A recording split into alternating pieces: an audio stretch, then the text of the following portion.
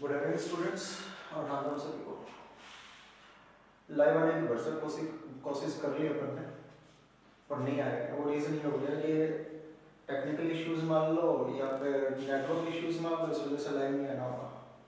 तो थोड़ी सी इन्फॉर्मेशन थी आपके लिए कि बुधवार से वेडनेसडे से लाइव क्लासेस स्टार्ट होने हैं, जिसका हिस्सा आप बन सकता है। और टाइम शेड्यूल जो है इंग्लिश लेक्चर का वो आपको पहले ऑलरेडी बता दिया जाएगा, फेसबुक पे बता दिया जाएगा, इंस्टाग्राम पे, व्हाट्सएप पे, कैसे भी आपके पास इन्फॉर्मेशन पहुंच जाएगी या यूट्यूब चैनल पे पहुंच जाएगी, एक्चुअल में आप तक पहुंच जाएगी। ठीक है। और आज का वो टॉपिक जो था वो मैं चाहता था कि आपसे छोटा सा अच्छा सा कंसेप्ट डिस्कस कर दो, जिससे आपको अच्छा फील हो और मुझे भी कुछ ऐसा टॉपिक जो ज़बरदस्त हो और शायद यूट्यूब पे इतना इफेक्टिव वे में पढ़ाया हो, ऐसे कंसेप्ट को आज डिस्कस करेंगे। ठीक है। तो आज जो वर्ड होगा अपने लिए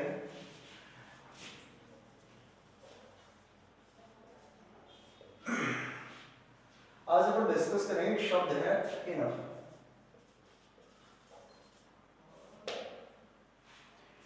इस वर्ड के बारे में अपन काफी सारा नॉलेज कलेक्ट करते हैं।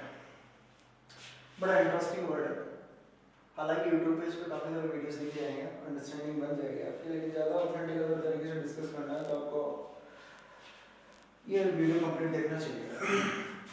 जैसे कि आपको पता है ना, एक शब्द जो है ये इंग्लिश में दो तरीके से काम करता है। इंग्लिश में इनफ शब्द दो तरीके से काम करता है। फर्स्ट इज एडजेक्टिव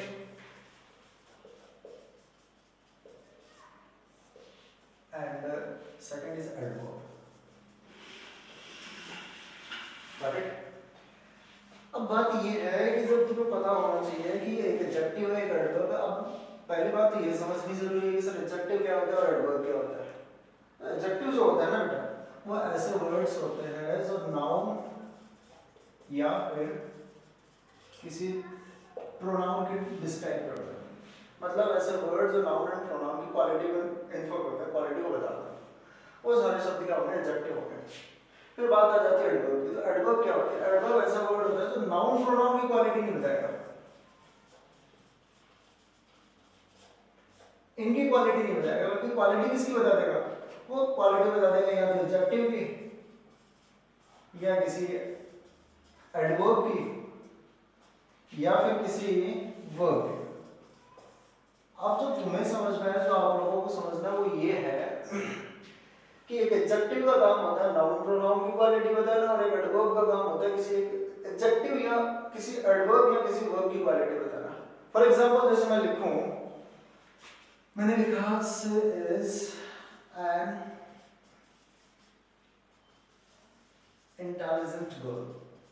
अगर मैंने ये एग्जांपल लिखा तो आपको ये कंफर्म हो जाना चाहिए कि ये जो गर्ल शब्द है वो एक नाउन है। अब ये कैसे कंफर्म हुआ कि ये नाउन है? तो अपन को कई चीजें बात है, या तो डेफिनेशन से अपन बहुत सारी चीजें समझ सकते हैं, या फिर अपन फैक्ट्स वगैरह से या फिर कंसेप्ट आपको अच्छे तरीके से लर्न करके सारी चीजें क्लियर कर सकते हैं। अब जैसे सेंटेंस में जो आर्टिकल आता है ना, इंग्लिश के एक नियम है कि आर्टिकल अगर लिखोगे तो उस सेंटेंस में तुम्हें नाउन जरूर लिखना पड़ेगा। आर्टिकल अगर सेंटेंस में होगा, अगर मान लीजिए सपोज दैट आर्टिकल सेंटेंस में 10 है, सपोज दैट आर्टिकल सेंटेंस में 10 है, तो इसका मतलब गारंटेड सेंटेंस में 10 नाउन भी होंगे, ये श्योर है। ठीक है। क्योंकि आर्टिकल जो यूज होता है ना, वो ऑलवेज नाउन को क्वालिफाई करने के लिए लिखा जाता है। कंफर्म? चलो, जब ये आर्टिकल हो गया ना, तो आर्टिकल के बाद अगर दो शब्द हैं तो ये कंफर्म हो गया कि ये दूसरा शब्द है ना, इन दोनों शब्दों में से एक शब्द क्या हो गया, नाउन हो गया। ये शब्द दूसरा जो है वो गर्ल नाउन हो गया। अब तुम्हें पता है जो इंटेलिजेंट शब्द है ना, वो किसके लिए लिखा हुआ है? इस गर्ल के लिए। अब गर्ल के लिए लिखा हुआ इंटेलिजेंट शब्दों को बाकायदा क्या हो गया, एडजेक्टिव हो गया। अब आ जाते हैं सेंटेंस में, थोड़ा सा और बड़ा लिख दूं। अगर मैं सेंटेंस को कुछ ऐसा लिख दूं, she is a very intelligent girl. अगर मैं सेंटेंस को इस सेंटेंस में इंटेलिजेंट के पहले वेरी यूज कर देता हूं तो ये सेंटेंस कैसे बन जाता है? तो ये सेंटेंस जो है ना, वो आर्टिकल ये हो गया, नाउन ये हो गया, और इंटेलिजेंट इंटेलिजेंट किसकी क्वालिटी बता रहा है? गर्ल की। इसका मतलब एडजेक्टिव हो गया। अब ये जो वेरी शब्द है, ये जो वेरी शब्द है, ये जो वेरी वर्ड है, वो एक्चुअल में लिखा किसके लिए गया है? वो गर्ल के लिए तो नहीं लिखा हुआ होगा। क्यों नहीं लिखा हुआ होगा? क्योंकि जो वेरी शब्द है वो गर्ल के साथ सेट नहीं हो रहा। ऐसे नहीं लिख सकते, हटा के देख लिया करो। अगर आपको कंफर्मेशन लेना हो तो इस वर्ड को हटा के देख लिया करो, क्या ये सेंटेंस सही हो जाएगा? She is a very girl. I think नहीं, तो नहीं हो सकता। तो इसका मतलब ये जो सेंटेंस में जो वेरी शब्द है ना, वो इंटेलिजेंट के लिए लिखा हुआ है। जब इंटेलिजेंट के लिए लिखा हुआ है तो ये जो शब्द का एडजेक्टिव है, तो ये वेरी शब्द हो गया, वो एडवर्ब हो गया। ये तो बात हो गई इस कांसेप्ट की बेसिक। तो यहां तो तुम्हें आपको ये समझ आया कि ये जो वेरी शब्द है वो एडजेक्टिव की क्वालिटी बता रहा है। अपने तो पढ़ा के एडवर्ब जो वर्ड होता है, मान लीजिए जो एडवर्ब है किस एडजेक्टिव में लिखा है, इसका मतलब ये जो एडवर्ब का क्वालिटी तो केवल अभी तक एडजेक्टिव ही बताई। अपन को ये भी कंफर्म करना है कि एडवर्ब की क्वालिटी कैसे बताएगा और वर्ब की क्वालिटी कैसे बताएगा। अब किसी एडवर्ब की क्वालिटी को बताने के लिए जैसे मान लीजिए मैं लिखूं she speaks English very fluently. अगर मैं सेंटेंस कुछ ऐसा लिख देता हूं, she speaks English very fluently, तो अब आप लोगों को ये समझ लेना चाहिए कि ये जो फ्लुएंटली शब्द है वो किसके लिए लिखा हुआ है। अब फ्लुएंटली इंग्लिश तो फ्लुएंटली नहीं है, स्पीक करता है वो फ्लुएंटली। इसका मतलब गारंटेड ये जो फ्लुएंटली शब्द है वो किसके लिए लिखा हुआ है? स्पीक्स के लिए लिखा हुआ है। तो स्पीक्स क्या था बेटा? एक वर्ब थी, मैन वर्ब की फर्स्ट फॉर्म है यहां यस। जब ये वर्ब थी तो ये जो फ्लुएंटली शब्द था वो बाकायदा क्या हो गया? एडवर्ब। क्यों हो गया एडवर्ब? क्योंकि सीधी सी बात है, अपन ने स्टार्टिंग में यही कंफर्म करा था, किसी वर्ब की क्वालिटी बताने के लिए जो लिखा गया शब्द होगा, किसी वर्ब के लिए लिखा हुआ जो शब्द होगा वो एक्चुअल में एडवर्ब होगा। अब तुम्हें ये कंफर्म हो गया कि एडवर्ब है, तो इसका मतलब ये जो वेरी शब्द है वो किसके लिए लिखा होगा? ये जो वेरी शब्द है वो वेरी इंग्लिश तो नहीं लिखा होगा, वेरी स्पीक्स में नहीं लिखा होगा, वेरी सी में नहीं लिखा होगा, तो वेरी फ्लुएंटली के लिए लिखा हुआ है। इसका गारंटेड ये जो फ्लुएंटली के लिए शब्द लिखा हुआ है वेरी, ये भी एडवर्ब हुआ। ये एडवर्ब कैसे हुआ? क्योंकि इस बार इसने किसकी क्वालिटी बताई? एडवर्ब की क्वालिटी बताई। तो एक एडवर्ब जो होता है ना वो एक्चुअल में एडजेक्टिव की क्वालिटी भी बताता है, वो एडवर्ब की क्वालिटी भी बताता है और वर्ब की क्वालिटी भी बताता है। अब ये तीनों बात क्लियर हो गई। तीनों बात कैसे क्लियर हो गया बता देता हूं, फिर से रिपीट कर देता हूं इस बात को समझ लेने के बाद। ये जो इंटेलिजेंट शब्द है वो गर्ल को डिस्क्राइब कर रहा था, इसका मतलब ये इंटेलिजेंट शब्द एडजेक्टिव हो गया, क्वालिटी किसकी बताई इसने? नाउन की। इसका ये एडजेक्टिव, तो नाउन की और प्रोनाउन की क्वालिटी बताने वाला शब्द एडजेक्टिव होता है। फिर अपन ये जो वेरी शब्द लिखा वो नए गर्ल के लिए नहीं लिखा बल्कि इंटेलिजेंट के लिए लिखा। इसका मतलब ये जो वेरी शब्द है वो एडजेक्टिव की क्वालिटी होता है और एडजेक्टिव की क्वालिटी बताने वाला शब्द एडवर्ब होता है। अब बात आ गई थी कि अगले वाले सेंटेंस में जब अपन ने डिस्कस किया तो फ्लुएंटली शब्द है ना वो स्पीक्स के लिए लिखा हुआ था। स्पीक्स का मतलब ये जो फ्लुएंटली है वो एडवर्ब हो गया और वो किसके लिए लिखा हुआ था? स्पीक्स मतलब किसी वर्ब के लिए, और वर्ब की क्वालिटी बताने वाला जो शब्द होता है वो एक्चुअल में एडवर्ब होता है। फिर अपन ने पढ़ा कि सर फ्लुएंटली की क्वालिटी कौन बता रहा है? फ्लुएंटली की क्वालिटी कौन बता रहा है? वेरी बता रहा है। इसका गारंटी ये शब्द क्या हो गया? एडवर्ब हो गया। मतलब एडवर्ब की क्वालिटी भी एडवर्ब बताता है। ये बेसिक कांसेप्ट क्लियर हो गया। हालांकि मैं इसको ज्यादा डिटेल कर सकता हूं, पर मैं वीडियो शॉर्ट में रखना चाहता हूं। 20 से 25 मिनट लाइव क्लास होगी, वो कम से कम 1-1.5 घंटे की होगी, तो उसमें अपन इस टॉपिक को बड़े लेवल पे लेके जाएंगे, जबरदस्त लेवल पे। इसके बाद लिमिटेशन रहेगा, आप उस कंसेप्ट पे चीजें समझ पाओगे जिस कंसेप्ट में एग्जाम्स में क्वेश्चंस पूछे जाते हैं। हालांकि 5 बजे से कुछ क्वेश्चंस डिस्कस करूंगा जो एग्जाम्स के पैटर्न पे हैवी होंगे, जबरदस्त होंगे। Got it? अब ये जो बेसिक अपडेट हो गया ना, अपन आज डिस्कस करने वाला शब्द था ना वो इनफ था। अब ये जो शब्द है ना ये दोनों काम करता है, एडजेक्टिव की क्वालिटी, एडजेक्टिव की तरीके से भी काम करता है, एडवर्ब की तरीके। इसका मतलब इनफ नाउन प्रोनाउन की क्वालिटी भी बता सकता है और इनफ एडजेक्टिव एडवर्ब वर्ब की क्वालिटी भी बता सकता है। Got it? और आज की क्लास में अपन इनफ को डिस्कस करेंगे, तो आज समझते हैं इसको।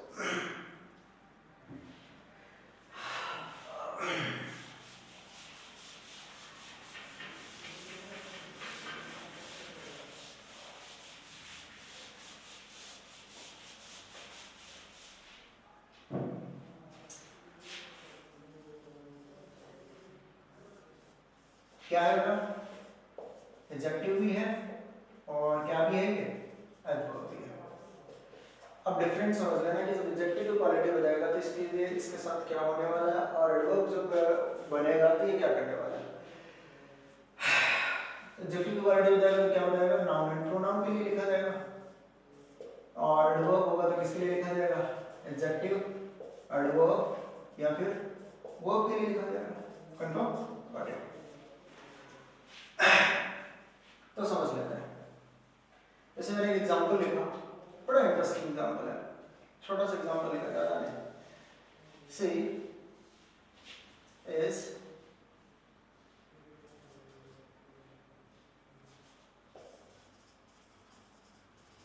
enough wise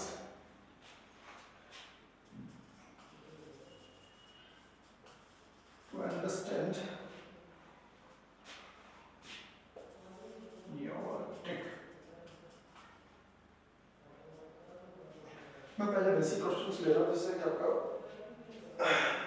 माइंड डेवलप हो सके इस पर्टिकुलर अंडरस्टैंडिंग में। अब देखो बात सीधी सी बात है कि ये जो इनफ शब्द है वो किसके लिए लिखा हुआ है, पहले ये कंफर्म करो, वाइज के लिए, ठीक है। अब मुझे ये समझना है कि वाइज क्या है।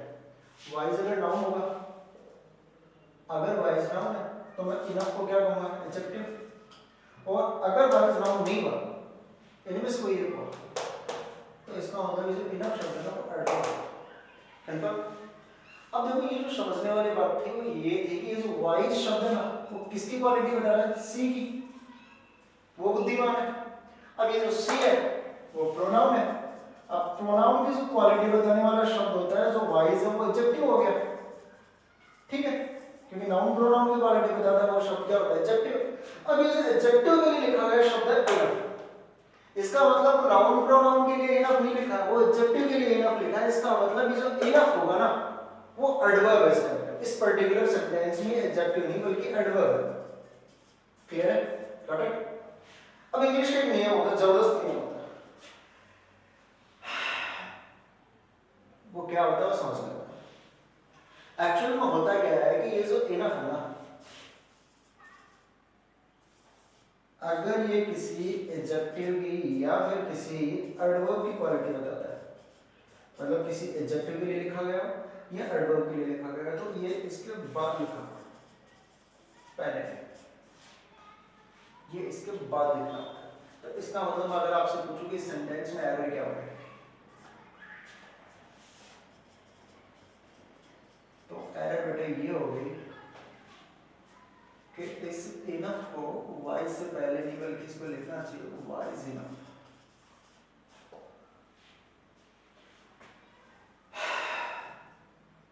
Got it? अब आ जाते हैं दूसरे क्वेश्चन पे, वो भी समझते हैं। मैंने लिखा there is water enough in the tank to wash the clothes। क्या लिखा? There is water enough in the tank to wash the clothes। Cloth को वॉश करने के लिए टैंक के अंदर पर्याप्त पानी है। क्लियर? Got it? अब मुझे समझना है कि इनफ शब्द किसके लिए लिखा है। इनफ शब्द लिखा वाटर के लिए। अब मुझे ये समझना है कि वाटर क्या है। अगर ये वाटर नाउन है तब तक गारंटेड इनफ एडजेक्टिव है।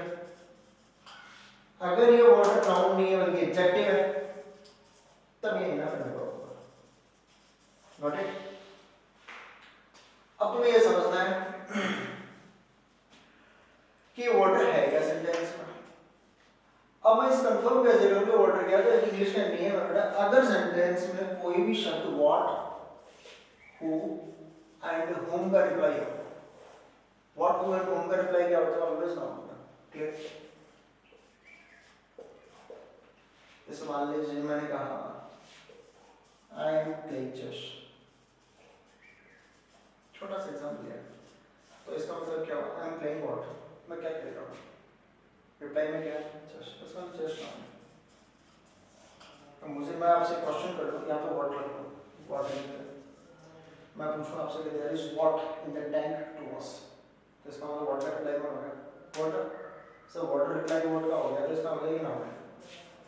अब जो इनफ शब्द है ना वो नाउन के लिए लिखा हुआ है, इसका मतलब एडजेक्टिव। अब इंग्लिश के नियम और होते हैं क्या? एक नियम अपन ने पहले पढ़ा था कि अगर ये एडजेक्टिव की क्वालिटी बताएगा या एडवर्ब की क्वालिटी बताएगा तो ये इनफ शब्द है ना वो कहाँ होगा? एडजेक्टिव और एडवर्ब के बाद।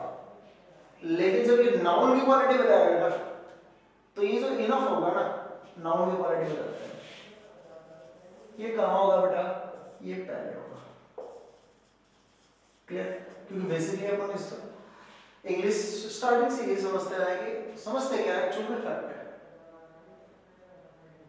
एक्चुअल में ये फैक्ट है क्या कि जो इनफ शब्द है वो बाकायदा सॉरी कोई भी जो शब्द होता है नाउन, तो नाउन के पहले हमेशा एडजेक्टिव होता है। कंफर्म है? तो इसका मतलब नाउन के पहले एडजेक्टिव। अब तुम्हें ये पता है कि जो वाटर शब्द के लिए इनफ लिखा हुआ है तो ये वाटर नाउन है, इनफ एडजेक्टिव है, तो ये जो इनफ शब्द है एडजेक्टिव का जब काम करेगा ना तो वो वाटर के पहले होगा। इसको याद रखना। Got it? फिर आ जाता है क्वेश्चन पे और अरे मैं बेसिक क्वेश्चंस लिख रहा हूं जिससे कि आपकी अंडरस्टैंडिंग बन रही है। फिर मैं दो चार क्वेश्चन अच्छे भी लिखूंगा, लेवल के भी लिखूंगा, और क्वेश्चंस का आंसर करना होगा। ठीक है? Got it? फिर मैंने एक एग्जांपल लिखा कि fought enough bravery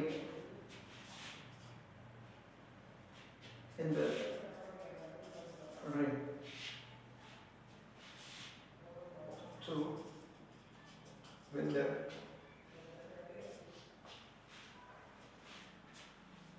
match.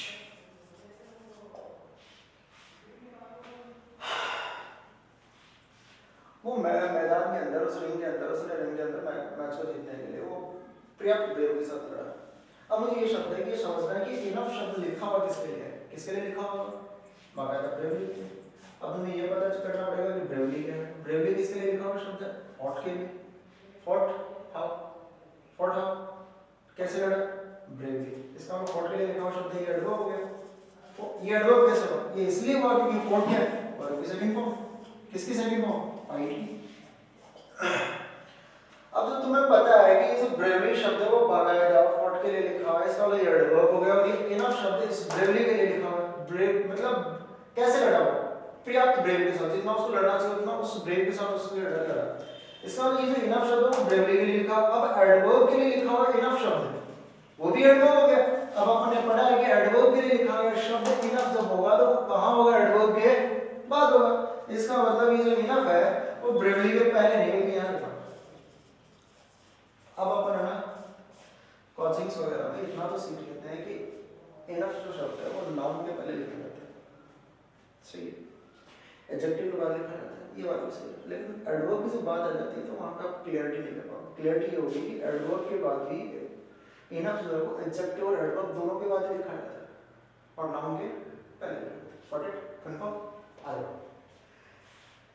जब ये बेसिक क्वेश्चन क्लियर हो गए तब अब मैं थोड़ा सा एडवांस क्वेश्चन लिख देता हूं। और उस क्वेश्चन में तो लाइव क्लास में है नहीं जो आप आंसर करोगे, लेकिन एक बार 5 सेकंड का आपको टाइम दूंगा कि उस क्वेश्चन का तुम आंसर करना।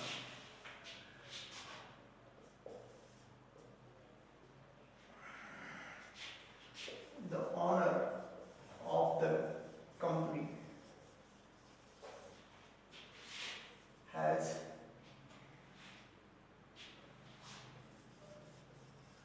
announced that they need some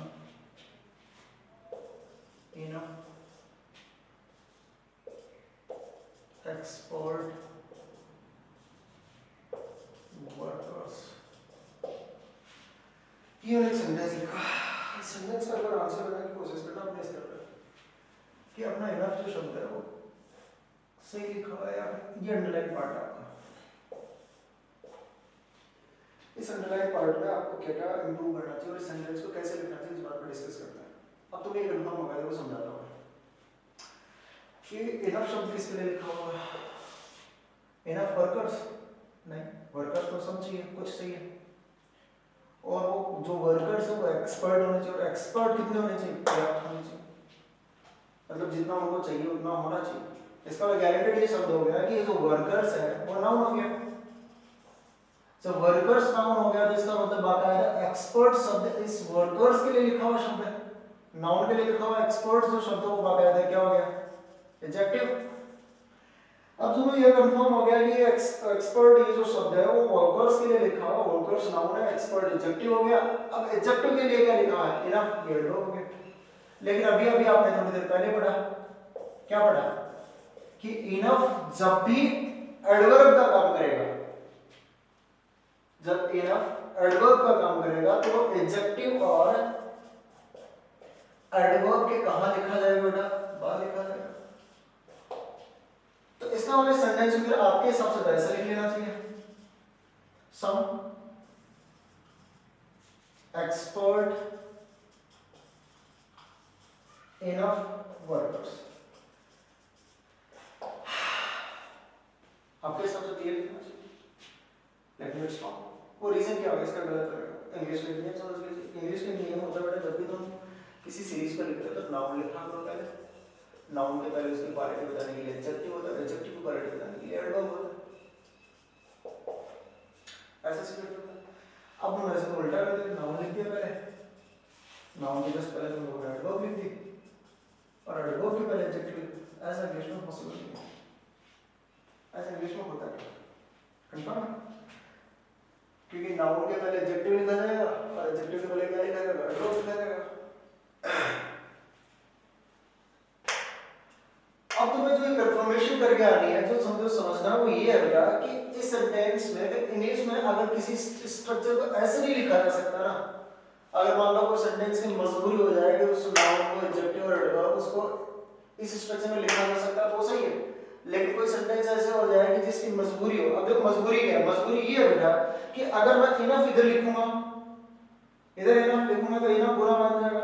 enough बुरा कैसे मानेगा, क्योंकि वो तो कह रहा है साफ साफ कि मुझे एडजेक्टिव और एडवर्ब के बाद में लिखो नहीं। और दूसरी बात ये अगर जब एडजेक्टिव और एडवर्ब के बाद में लिख देता हूं इस इनफ को तो बाद में वर्कर्स बुरा मान रहा है, वर्कर्स बुरा ये कह रहा है कि मेरे पहले तो एडजेक्टिव लिखो, इनफ तुम्हारा एडवर्ब है, इसका ये स्ट्रक्चर चलेगा, फिर उल्टा लिख लेना, उल्टा लिखने का तरीका क्या है, ये लिखा। अगर ये स्ट्रक्चर किसी सेंटेंस में यूज नहीं हो सकता तो स्ट्रक्चर लिखा हुआ नाउन एडजेक्टिव और एडवर्ब, ये फैक्ट, इसके बेस पर हम लाइव क्लास चलाएंगे वेडनेसडे को, कंफर्म। इसका हमने सेंटेंस ऐसे लिखा है, उसमें से लिखो सम वर्कर्स, फिर क्या लिखेंगे, वर्कर्स में जिसका एडजेक्टिव, एडजेक्टिव कौन है, एक्सपर्ट, फिर क्या लिखना है ना, तो सेंटेंस का जो सीक्वेंस होना वो लिखा जाएगा, the owner of the company has announced that they need some workers expert enough, ऐसा लिखा है, got it? I hope